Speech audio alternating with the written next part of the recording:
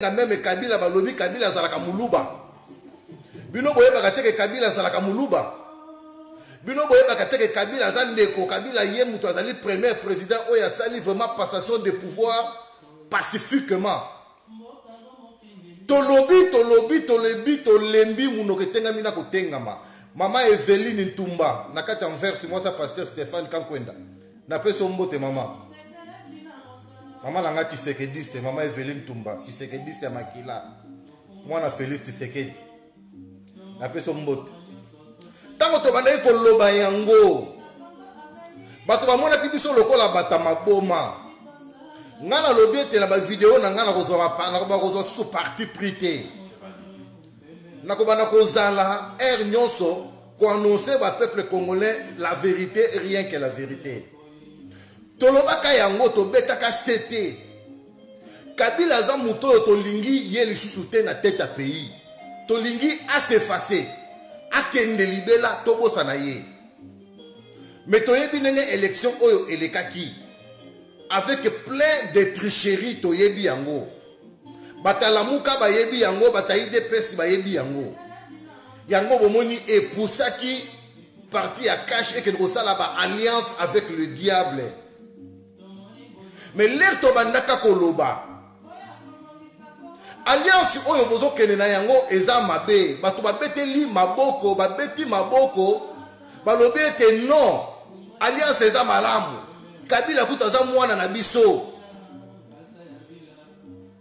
mama Eveline kuta sepeli alobi atuka botika Félix Tshisekedi akene liboso sala musala na ye akolonga musala na ye aza mwana Congo bo pesa ye chance to swana na ye na telefone.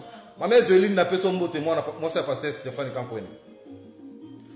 Na yebisa yepe na yebisa ba peuple congolais que alliance otoboyi yango, totika yango, Kabila akende. Mais lelo lelo ni tozo komona. Soki bobengi ke bozali bato e bosali alliance, bosali deal. Moi je me pose toujours la question. Deal il fallait que ça la 50-50. Bato l'air ba komi ba collaborateur. Les collaborateurs ont intérêt 50-50. Et dans le collabo investir dans le moko boye. Donc partie A il faut se retrouver, partie B il faut se retrouver. Mais moi je me pose la question d'ilo sur les alaki na ndengeni. To dit les alaki kaka na présidentielle, mais bobo sani ke ba parti mutu se zali o e dirija kamboka. Il fallait qu'il deal na bino o bo salaki et ça la peut côté à Sénat. Et ça peut côté à Parlement, et ça peut côté à ministère, et ça peut côté à gouvernorat, et ça peut côté armée, et ça côté nyon sobo signé par papier. Mais tu es surtout quand tu as dit là, vous allez à côté président, présidence et Sili. Bandegolo on ina nina loba. Total qui les 15 na sala qui vidéo na loba quand on a bandela ngote. Les 15 ndenge makambo le kaki. Makamunenge le kaki le 15 to yebi yango Kabila bimi na 93% 92% na député na kota ba sénateur pays de peste moni nenge bimi na ba 00 Didier Musumari Mbote Nadine Mbote to moni yango. Mais la constitution na biso ya mboka elobi nini? Constitution na biso ya mboka ezo pesa président pouvoir makasi autorité makasi ya ko travailler soka za la majorité na parler pas pe na Sénat. Mais tout le monde échec makasi yango etambusi bato aide pese mutu ba beli ki peleke se ba komi koloba n'importe quoi na ba réseaux sociaux ko kende ko panza. Mais ba bosa ni constitution na biso lobi lisusu nini.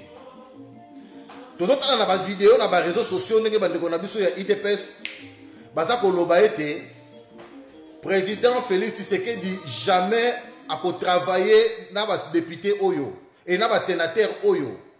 Il faut qu'on annule yango, balongwa, ba travailler ça ba sénateur, alongo la bango, asalaboye. Tomoni pe le sous président Félix Tshisekedi aleki alobi ke nazali ko suspendre momentanément installation ya ba sénateur.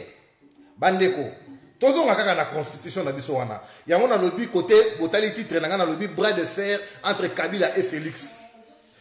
Kabila a joué par constitution en Mboka. Félix Tshisekedi a ça que joué par constitution ya base ya IDPS pelo yenge ndenge bata IDPS baza ko tinda ye. Bata IDPS ba moni ke ba komi coincé. Que moyen président Félix Tshisekedi a dirigé Mboka bien exacté baza coincé de tous les côtés. Batie pression, oh ndenge to monaki. Président Félix Tshisekedi pour la ko calmer moto alobi na ba média alobi ke nazoko ya na ko za mesure moko très sévère pe nazali ko suspendre momentanément installation ya ba sénateur. Donc baba na musala na bango ba siéger na nazali ko suspendre ngo muke. Pe nazali ko lekisa ba député o bazala ki corrompu pe ba corrupteur na justice. Bandeko ba sénateur to que maintenant la constitution ya biso ya mboka elobi nini? David Elenga na peso mbote et pas ozali mobali ya maman nga Patricia na kata France. Constitution na biso ya mboka elobi boye. Ba sénateur ba kozala voter par ba parlementaire. Ba parlementaire nde ba votaka ba sénateur pe ba gouverneur ya ba ville pe ya ba région. Cela veut dire un président de la République azana droit ya kolongola sénateur pe député sans passer par ba juge constitutionnel ya mboka na biso. Donc cela veut dire que Félix décision oye azui. Il y a qu'on suspendre momentanément l'installation à sénateur et ça n'a qu'à constitution na biso ya mboka te. Oyo ayebi article oyo za ko loba ya mboka na biso que président de la République a droit directement sans passer par ministère ya justice, sans passer par cour constitutionnelle. Azambala moko audace ya ko suspendre ba sénateur pe ba député akomela ngai article ngo awa na vidéo oyo naza ko landa esika siko nazo zela. Vidéo ko 30 minutes nazo zela article ngo awa sika siko oyo yepi to vérifier mon internet. Ça n'existe pas. Pourquoi? C'est parce que ba sénateur na ba député baza voté par le peuple, non par le président de la République. Donc le président de la République pour suspendre, pour révoquer un député ou un sénateur, qui voté par le peuple, il faut aller par ministère de la justice avec des preuves que Moutoyo n'a moni boye tout ça qu'on reproche boye. Ministère de la justice a attesté déclaration wana à l'écriture par la justice constitutionnelle. Justice constitutionnelle est siégé et koki kolongola sénateur wana to gouverneur wana to député wana non président. Ce que dans la Kabongo alors le président docteur Félix Tshisekedi asa makasi pe kolongola Kabila ninga zali sénateur à vie à la moïka bolobi bon Kabila à partir à lelo oza sous sénateur à vie te nazali kolongola yo zoni citoyen simple. Namoni ndeko moko awa maman Evelyne Ntumbalobi osotanga constitution maman Evelyne oui constitution mboka na toza na internet beta constitution de la République démocratique du Congo obimela on internet mabena biso ba congolais to linga kotanga te biso ba congolais to linga kotanga te biso ba congolais to lingi théâtre to lingi ba musique to lingi kobina mais constitution mboka na to tanga raté soki obeti na internet Constitution de la République démocratique du Congo RDC et kobimisela yo ba page nyonso banda article ya liboso tina suka soki na 450 articles et kobimisela yo nyonso ezelo ko bomba te eza na kata internet soki to sala ka ba émission parce que to kotaka na ba article on a to tangaka soko tangi na banda ko ba congolais okomona ndaku ya congolais za incapable ko soma même journal. Congolais sont pas journalité. Congolais ont des informations na Facebook.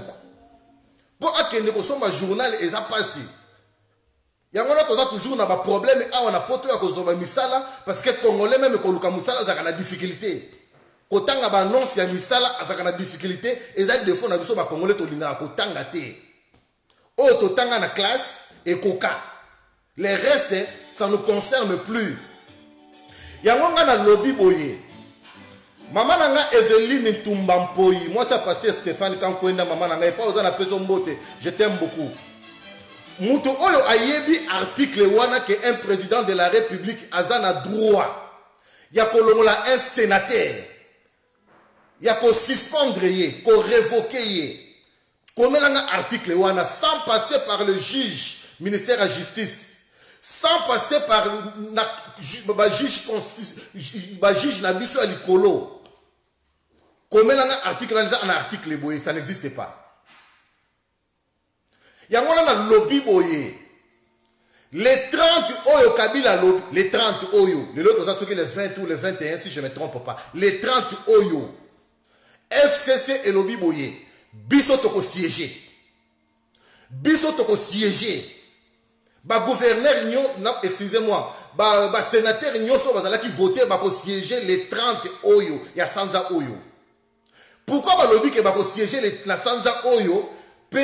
Papa nangai, soki maman nangai, Chituka, Bibi Chalobi, eza vérité. Maman eza vérité. Ba Congolais to linga kotanga te. Na yebi ke maman nangai, Evelyne Ntumba, ya linga otanga mini Bible. Aza moi c'est pasteur, alingi Bible, alingi jeune, alingi mabondeli. Soki bolobi bokende mabondeli à 1 mois, 2 mois. Ah wana vuma bokende, aza maman moko ya moto mabondeli. Mais totanga kape constitution mboka na biso. Ezali bongo, Félix a koki ko suspendre même pas. Ce qu'à l'obaki bongo, je suspends pour calmer un peu tension et ma peuple congolais paye à base ya IDPS. C'est la vérité. Azana droite, yango moni que FCC et réagir.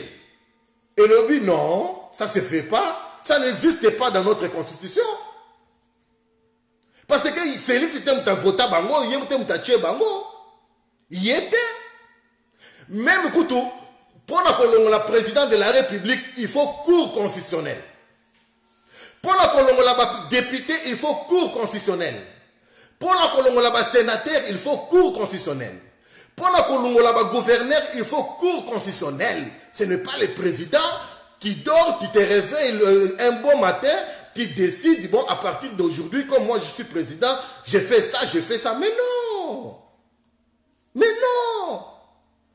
Pourquoi dans le Bibongo? Parce que Bazali Bato est voté par le peuple. Bato, le président Longolaka, Bazali Bato est voté par le peuple, était comme ministre. Ministre a voté par le peuple. Premier ministre a voté par le peuple. Premier ministre a voté par le président ou bien le Sénat ou bien le Parlement. Président Mouta signaka ordonnance ya nomination ya premier ministre. Na lobi boye, président de la République qui est Moutou signaka ordonnance ya premier ministre. Yé pe Moutou azana droit ya kolongola na pouvoir. Mais azana droit kolongola député parce que député azali avocat du peuple. Yé te Mouta tchaye. Ba peuple bako silika, ba lobi yote Moutou tchaye. Comment il faut passer par ministère de la justice dans la cour constitutionnelle. Et ça, bon, article c'est là où maintenant on a revu le titre bras de fer et bandit entre Kabila et Félix. Félix a lobby, bako siégé. FCC lobby, toko siégé les 30. Qui dirige qui? Qui commande qui? C'est ça ma question, Otokoye Bango les 30. Dans le baki, on a toujours la vérité, dans l'émission, ce qui est vérité, que ça la moto passe, oui, et ça la passe, et ça m'a Congo. Et là, on éviter, et ça ko finga. Et là, on éviter, et ça peut-être, n'est pas te belé, Félix, Azui, Akufata Kokufa, te, Toko souhaité, Wanate. Parce que ce qu'a Koufi le Oyo, et ça président Sénat, Mutako remplacé, président Séné Zanani, et ça Kabila. C'est la seule chose, oh, biso Toko téléméléango makas. Bato oyo bazoko tchana makanisi na bango ke ba sénateur bako siéger te. Tolongo la likanisi wana ba sénateur bako siéger. Bato bazo tchana makanisi na bango ke Félix Tshisekedi ako bimisa parole alobake na annuler élection ya ba sénateur. Laisse-moi vous dire, ça se fera nulle part, au grand jamais. Bazo tchana makanisi na bango ke Félix Tshisekedi ako annuler élection ya ba gouverneur. Élection à gouverneur, ce n'est pas le président qui organise. Autant la constitution, la biso, na yebisi bino zan internet. Zouakatan, ce qu'on fait niveau ordinateur na yo, au betika la constitution de la République démocratique du Congo, par jour, tangata papier mon corps, on comprendre. Ce n'est pas le président de la République qui organise l'élection, il y a gouverneur, non. eza pe senité seni ezwaka programme esalaka programme ezali badécision oyo eutaka na cour constitutionnelle akati badiscute bango na seni batie calendrier président apesi kaka accord na ye c'est tout akoko changer te président po a changer calendrier wana il faut azonga na ministère ya justice. Ministère de la Justice a eu déclaration à président amemi yango na cour constitutionnelle. Cour constitutionnelle et Kati est obligé maintenant Seni à changer. Tu dois comprendre. Même Seni est comment changer date de l'élection, il y a gouverneur T. Même Seni, même Nanga, Yemoko. Ceux qui voient Nanga changer date de l'élection, il y a gouverneur, Nanga peut être kene na justice. Les requêtes que poser quand on a justice, kuna justice à Koloba, pardon, ngaïté, bon c'est la tombe mango na cour constitutionnelle. Maman na likambo suka kuna. Président na Congo azana ba limite. Yango moni ba président so ba leka na Congo bazaka ba dictateur. Parce que ba yebi constitution na biso ba to ba sala yango za ba belge. Ba yebi ke eza constitution moko ya matata. Maman na ngai Zeli na komiao. Chaque chose a son temps. Il y a un temps pour tout. Lire la Bible et César, ce qui est César. Ah, maman n'a pas pour un verset. Maman, qu'est-ce que ça va lobby, hein? Il y a un temps pour tout. On comprend de maman n'a pas moulayo. Tant autozali. Bon, moi je me pose la question. Je me pose vraiment la question. Est-ce que notre président Félix Tshisekedi Azana va conseiller à bien? Ça, c'est la question que je me pose chaque fois. Est-ce que le président Félix Tshisekedi a entouré, n'a pas conseillé, il y a bien? Ça, c'est ma question que je me pose chaque fois. Azota va conseiller le pasteur Stéphane Kankwenda, bato mutu ezo sala, bazo ko raisonner, baboya corruption, baboya moyibi. Est-ce que le président Félix Azala va conseiller, il y a bien? Ou bien Azui va connaissance? Ou bien Azui va to bazala ba émotion? Comment Bilo va conseiller Tala Angaye, attends que tu as conseiller président de la République Boyete. Président de la République, à Koki, greffier international, bonjour. Président de la République, à Koros Alatan, a 300 conseillers.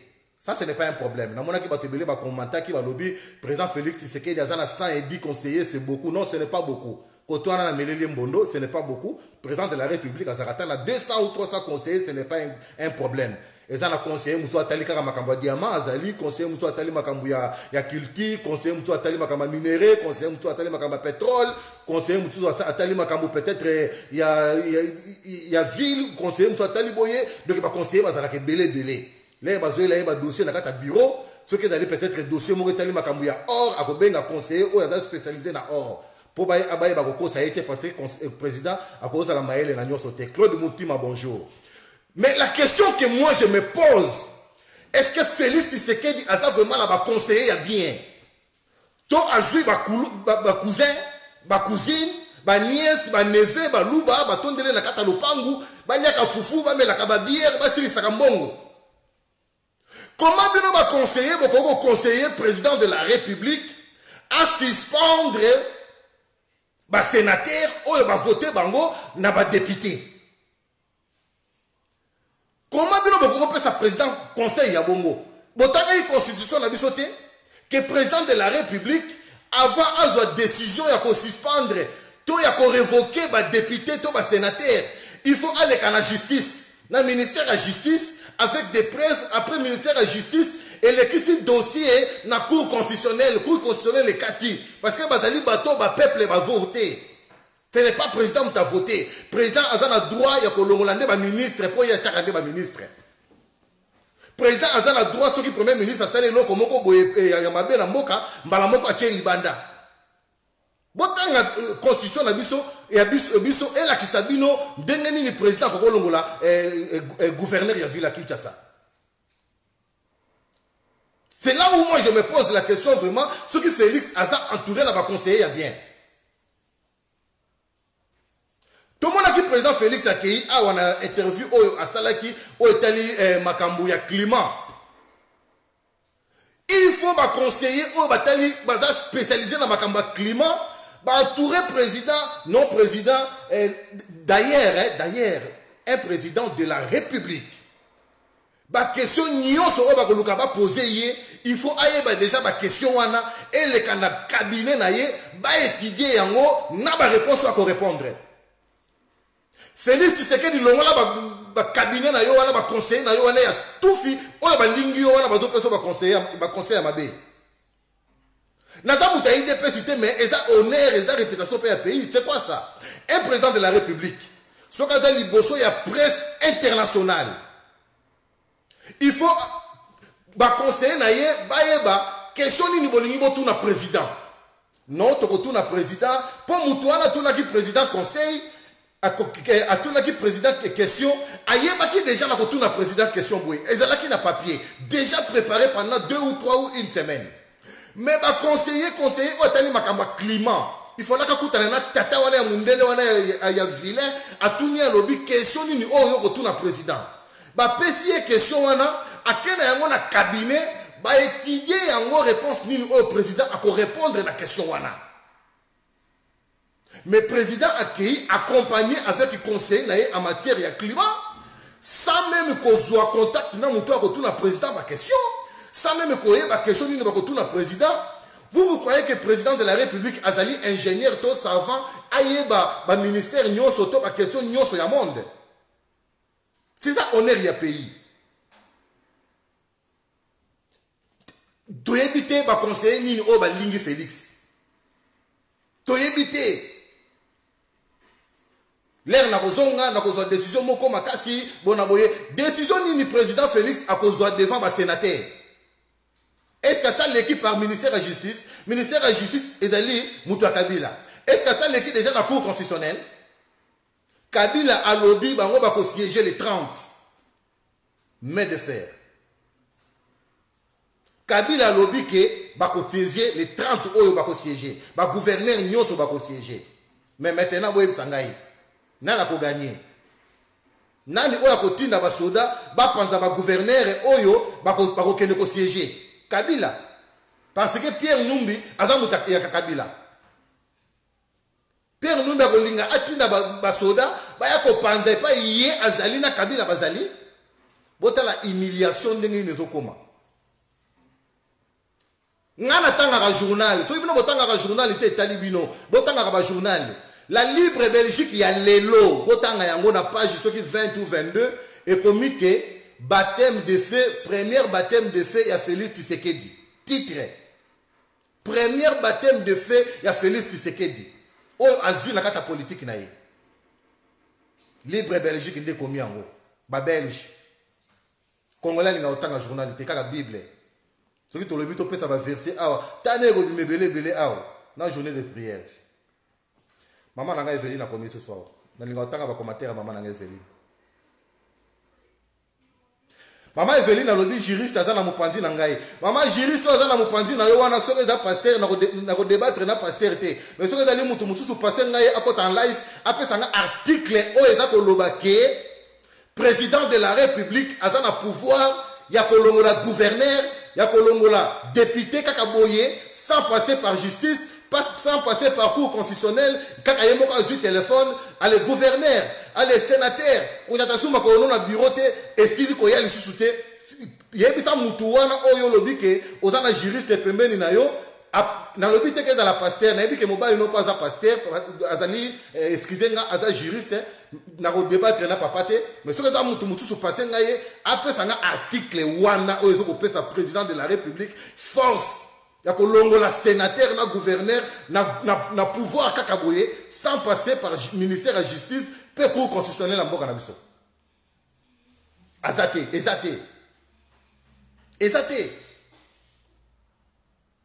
mais batie une erreur à l'obike à suspendre bango provisoirement.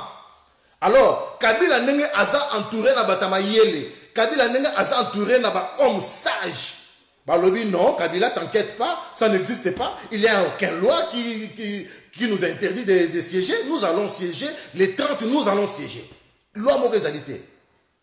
Yango monique ba lobi ke ba ko siéger les 30. Vous voyez, problème o ekomi makasi na Congo yango wana. Mais ba conseiller nyonso ba entourer Félix Tshisekedi bo aider Félix à chaque fois soki alinga loba likambu ayeba nina koko loba po eba na ko sopayete po eba na ko sopayete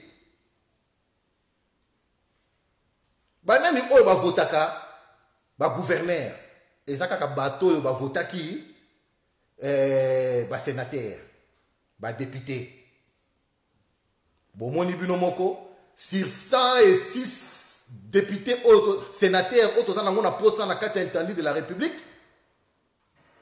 FCC ezui 91 plus Kabila ye moko sénateur à vie 92 bomoni yango catastrophique kaka bongo ndenge salami pe ndenge kozala na kati côté ya ba gouverneur tozana 26 régions sur 26 régions risque ezali que 24 nyonso ezala dirigé par bandeko na biso ya FCC gouvernement oyo toboyaki époque oyo toboyaki ezongela biso lisusu ebanda kokonza biso lisusu sikoyo soki Martin Fayulu atelemi alobi nasa kopréparer ba peuple congolais na soulèvement populaire pourquoi c'est comme si bozota l'intérêt na bino moko Bobo sani que tout l'intérêt à peuple congolais maintenant. Problème est l'intérêt à peuple congolais parce que Félix a bloqué. A Kokoko ça la bienté. Bakoti que la poste moko présidentiel ya Mike. Lokola kotia ba conseiller na ye et en matière de sécurité, kotia ba bloc a bongo bongo tomoni ba tumutu bazo koma bazo sepela. Bomoni te Félix. Alongo li Calais vite. Mais Congolais, toko lako. Alongoli Kalev Achenan. Si Ache adjoint à Kalev, adjoint à Kalev Azanan. Si Mouta Kabila, toko lako, ba peuple congolais, ni nango boye. Alongoli Kalev. Kalev Azanaki Mouta Mobutu ya Kabila. Alongwe. Mais on se croit à Nazanani. Si Mouta Kabila, plus pire encore. Adjoint à Kalev. Mouta Azanaki après Kalev. Il y en a commis. Na kuna kati ko la kozwao atie cousin ya Félix wana ngana loba waouh quand même muluba azui poste meilleur mne azui nde adjoint ya Kalev muto azalaki après Kalev ba peuple congolais toko lako ni nango toko loba te na Congo yo soki to lobi to bimika mabe toko sala suba vidéo ko finga te to fingi tozo mema masumu moko ya pamba aucune intercession to prière boza mal à l'aise parce que ote ko sala ba vidéo fingi to ba finga te mais to ba loba ne vérité. Papa n'a greffier international à l'objet le Chilo ne maîtrise rien en fonction naie et même pas quand il y a cabinet ya mawaming oui bon papa greffier international ngana zo pesa Félix Tshisekedi du fautité un président de la République n'est pas un magicien seul il ne peut rien. Il faut entourer na ba conseiller. Ba conseiller à président ba ngonde ba sala ka force ya président. Eza lokola muta sala ka force ya mobile eza mwasi na yena ndako. Soki mwasi akomi ko découcher, ko bima, ko zonga na sola masanga, valeur ya mobile eza lisusu te. Muta sala ka force ya président de la République eza ba conseiller. Mobutu soka koma ki makasi, tala Mobutu azala ki entourer na ba lunda bululu, ba mabi mulumba, ba tout moko zo mona soka leki na TV azolo ba boy français azolo ba lem so comprendre tout tout na bato ozo na papa le bini na phrase oyo bato moko mutu lenda efanda bangonde basala ke Mobutu azala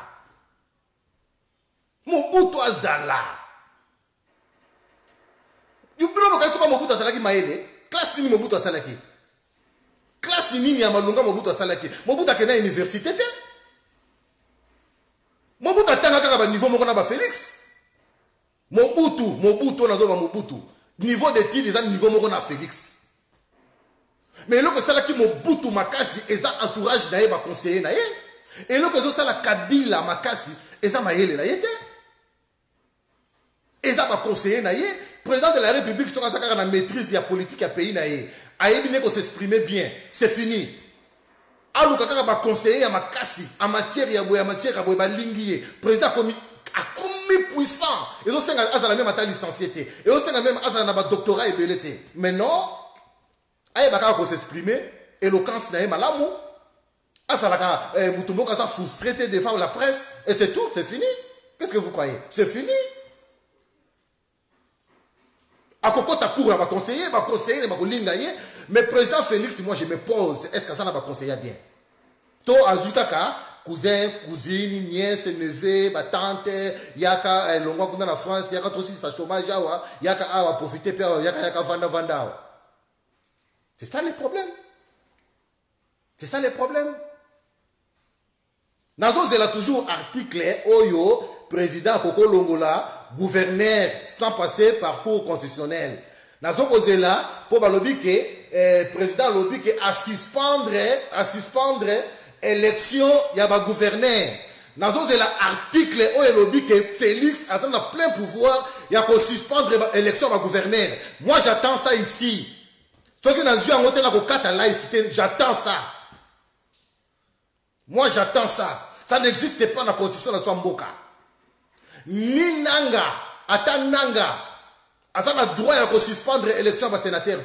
Oya salaki na Beni, oya salaki kuna na Butembo, asalaki illégalement. Parce que tout ça sous contrôle ya Rwandais. O Nanga salaki. Eza kwiti, eza bangi. Ala mouya ka bwalobi, ebola ezali kuna bako voter te. Yango babenga ngo bangi na kwiti. Sans passer par cour constitutionnel, sans passer par le ministère de la justice. C'est la même chose au Félix a sali au Nanga Salaki que n'a suspendre l'élection il y a gouverneur. Il y a un lobby bras de fer. Kabila lobby Eko Salama. Félix a lobby n'a suspendre. Qui va gagner? Qui dirige qui commande qui? Ça va chauffer. Ça va chauffer. Oui, Michel Balobaka, ça va se savoir. Dans l'article en haut. Donc on attend la nano. Mutumoka Epsingai awa 119. Maman 119 ezali ni. On le dit que 119 faut éclaircir te. Éclaircir dans le 119. Na monisco modifier le but 189. Et le binini éclaircir 189 et le binini. Donc voilà, ma peuple congolais, il faut comprendre en haut que il faut avoir un président Oleka na média to loba biloba loba contrôler ma kamozo ko loba parce que eko sopa yo. Maman nanga Colette Nzinga, nakata Suisse, la fille adoptive ya papa nanga Moïse Katumbi Chapwe Charman, na peso mbote.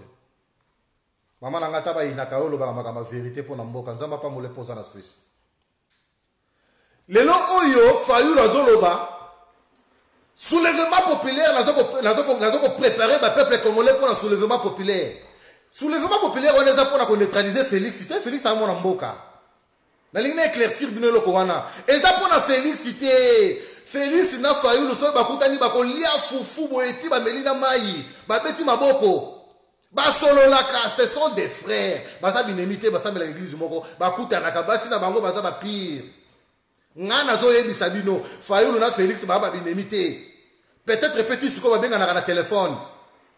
Basa binemité. Bolanda politique ité, politique eza kindoki ya butu. Les gens Fayou le aux États-Unis.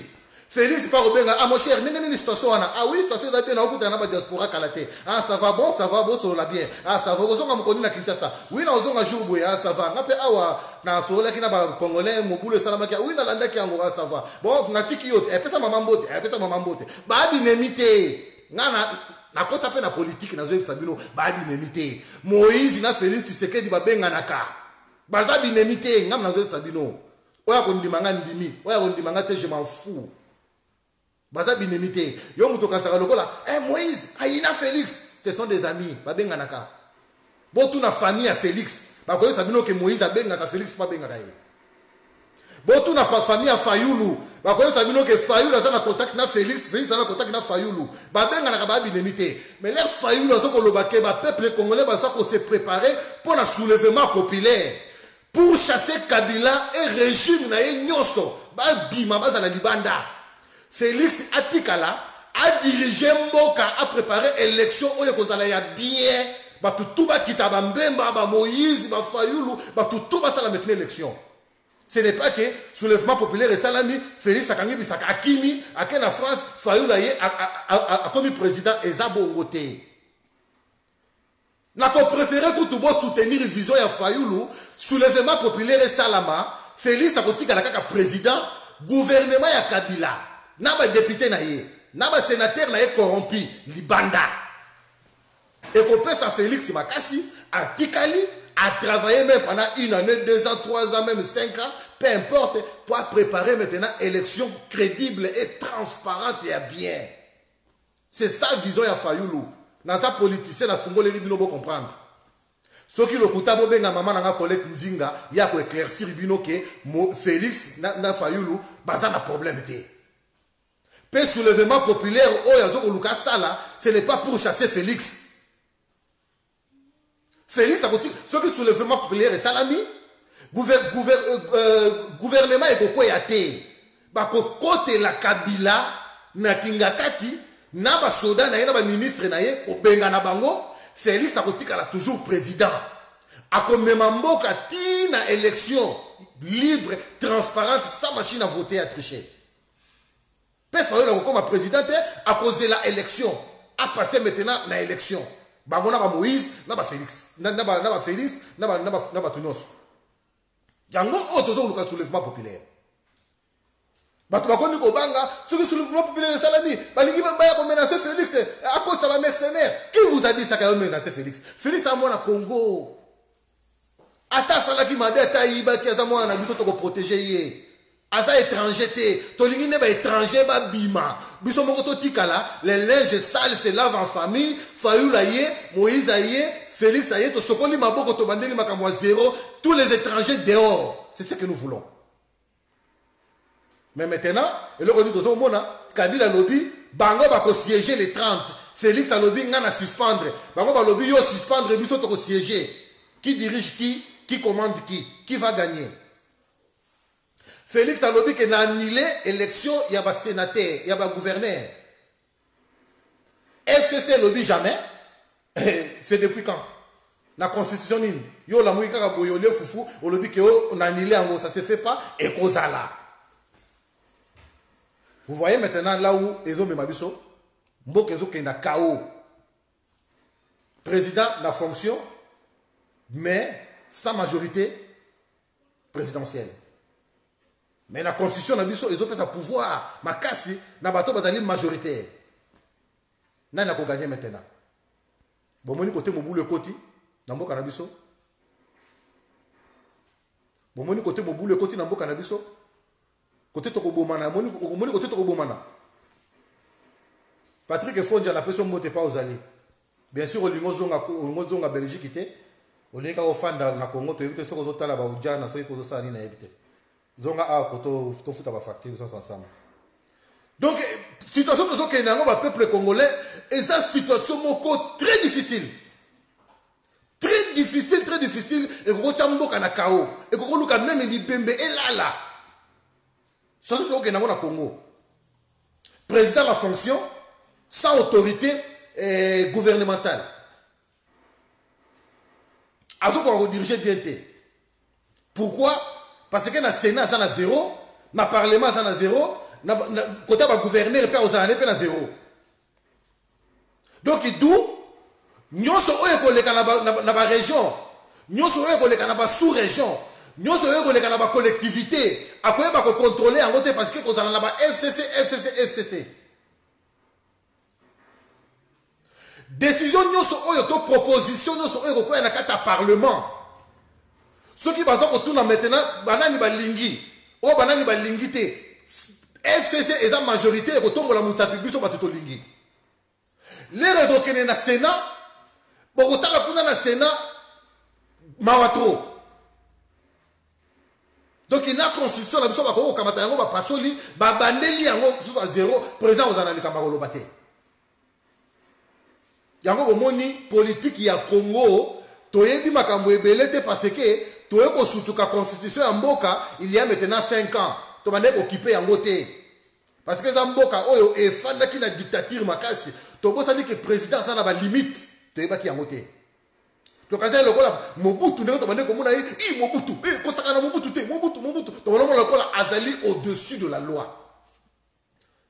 parce que Mobutu a demandé la constitution, tu as peut-être chance tout en côté. Peut quand tu as internet, tu n'es pas comme Mobutu. Mais les lois constitution à Congo et quand tu as internet, bêta constitution de la République démocratique du Congo, pour autant article nyoso. Pour autant la Congo a article mon côté lobby que président de la République kaka nemo fandi kaka boye sans passer par ministère de la justice, sans passer par cour constitutionnelle, malamoko Sénat, bolongwa, parlement, bolongwa, kaka bongo non.